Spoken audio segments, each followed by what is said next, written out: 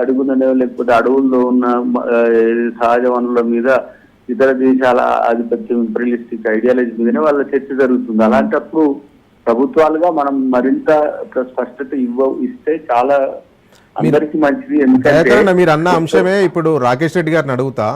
రాకేష్ రెడ్డి గారు, దయాకర్ అన్న ఏమంటుండంటే శాంతి చర్చలకు పిలిస్తే తప్పేమున్నది, అన్నిటికి కారణము కాంగ్రెస్ అని చూపిస్తున్నారు. అంతేకాకుండా రాహుల్ గాంధీ కూడా ఉన్నాడు కదా అపోజిషన్ లీడరు, మిగతా ప్రతిపక్ష పార్టీలు ఉన్నాయి కదా, వాళ్ళందరినీ పిలిచి కూడా డిస్కషన్ చేస్తే ఏమవుతుంది అంటున్నాడు.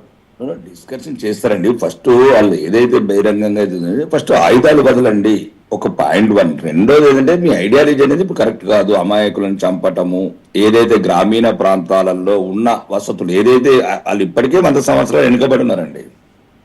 మళ్ళా ఒక చిన్న విషయం చెప్తాను. దయాకర్ నాకు తెలుసు, నాకు తెలుసు, ఇప్పుడు నా బండారు గారికి తెలుసు.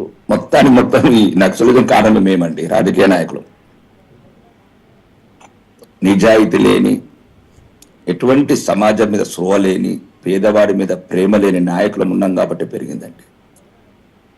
ఇప్పటికి కూడా చెప్తున్నాను నేను, ఈ రోజు టిల్ టుడే నిన్న పోతే కూడా ఐలాపూర్ గ్రామంలో కన్నీళ్లు, అనరువులకు ఇల్లు, అరువులకు కన్నీళ్లు. నిన్న చెప్తున్నా, భ్రష్టు పట్టిందండి.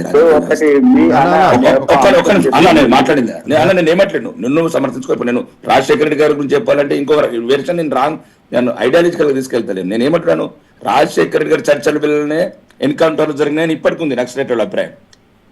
ఆ రోజు అడవులకి వెళ్ళి చర్చల సమితి నుంచి మళ్ళీ ప్రతి ఒక్కరిని వెతికి వేటాడి ఎన్కౌంటర్ చేశారు. అదొక వెర్షన్ పోతే రాంగ్ అవుతుంది. మళ్ళీ నేను అదే చెప్తున్నాను. నేను ఎందుకంటే ఏ పార్టీని విమర్శించడానికి పోవట్లేదు. నేను ఆ బీజేపీ ఆర్ కాంగ్రెస్, నువ్వైనా నేనైనా ఒకటే.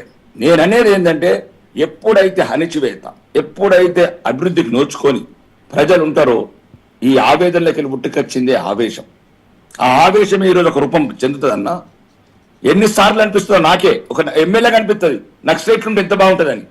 నాకే అడుగడుగున అవినీతి, అడుగడుగున అమాయకులు ఒక ఎమ్మెల్యేగా చెప్తున్నా అన్న. ఈరోజు మీ రాష్ట్ర ప్రభుత్వంలో ఎమ్మెల్యేగా చెప్తున్న అవసరం అయితే రేపు గవర్నర్ దగ్గర కూర్చొని మాట్లాడదాం ఇద్దాం. 6 తీసుకొస్తా 90 విలేజ్లలో ఎంత అన్యాయం జరుగుతుంది.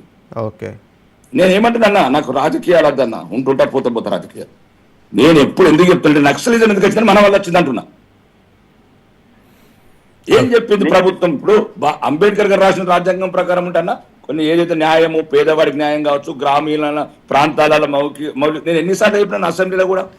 గౌరవనీయ ముఖ్యమంత్రి ఎంతసేపు ఈ రాజకీయ నాయకులు ఒకటేనండి, outer ring road, regional ring road, Adilabad Lambadi తండలు తెలియదు, ఖమ్మంలో ఉన్న కుసుమంచి తెలియదు, నల్గొండలో ఉన్న అన్నను చెప్పాను. ఇప్పటికీ ఈ రాజకీయ నాయకులు 119 ఎమ్మెల్యేల గురించి మాట్లాడుతున్నాను.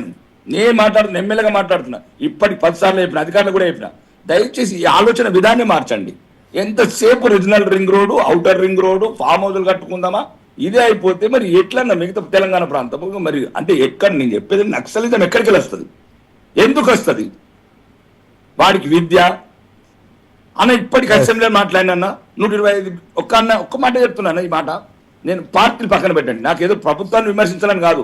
వ్యవస్థ అంటే కుళ్ళు పడిపోయింది, వ్యవస్థ కుంటుపడ్డది, వ్యవస్థ దరిద్రంగా తనేది. ప్రభుత్వ విద్యా వ్యవస్థ అవినీతి రూపుమాపాలంటే నక్సలిజం రావాల్సిందే. నేను ఎమ్మెల్యే చెప్తున్నా, నేను కూడా నక్సలైట్ కావాలని ఉందని అంటున్నాడు. ఇప్పుడు దాన్ని నక్సలైట్ కావాలని కాదండి, నక్సలైట్ కాదు. ఒక్కోసారి ఒక చిన్న ఉదాహరణ దయాకరణ నేను ఎమ్మెల్యేగా అయిన తర్వాత ఒక్క హాస్టల్లో గురుకుల్లో 2 సంవత్సరాల నుంచి మురుగునీరు తీస్తలేరన్నా. 400 మంది బిడ్డలన్న ఎవరుంటాడన్న హాస్టల్లో? ఏ అధికారులకు స్పృహ లేదు, రాజకీయ నాయకులు అంటే 400 మంది పిల్లలు 2 సంవత్సరాల నుంచి అక్కడ డ్రైనేజ్ అవుట్ లేదు. డ్రైనేజ్ అవుట్ లేకపోతే నేనన్నాను, ఇదేం దరిద్రం అండి అంటే వాళ్ళకు దొడ్డు దోమలు కుడితే పిల్లలకు జ్వరాలు, మలేరియా అయితే పట్టించుకుంటూ లేడు. నేను ఎంఆర్ఓని పట్టినాను. అక్కడ ఏదైతే కొద్ది అగ్రవర్ణాలకు ఉన్న ఏమంటారు, మళ్ళీ ఈ భాష మాట్లాడితే ఇబ్బంది ఉంటుంది. అది మనం పరిష్కరించుకోవచ్చు, కానీ మీరు అన్నది నేను చెప్పింది ఒక నిమిషం విను. మీరు పరిష్కరించలేరు, ఎందుకంటే రాజకీయ నాయకులే ద్రోహులు అంటున్నా డైరెక్ట్.